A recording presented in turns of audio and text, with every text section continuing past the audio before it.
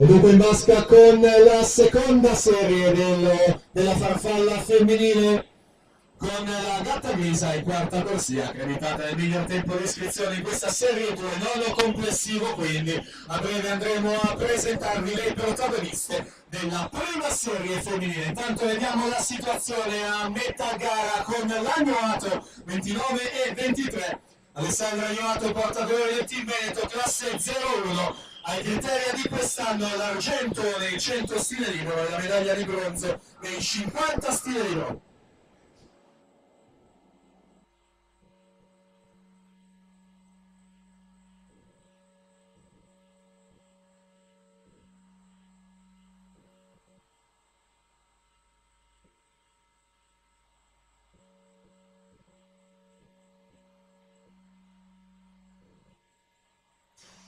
Dopo Alessandro Agnoato 1.01 e 68, importante tempo di riferimento in vista della prima serie, Gassaldello 1.0580 in seconda posizione. E dunque andiamo a presentare la prima serie 100 farfalla femminili.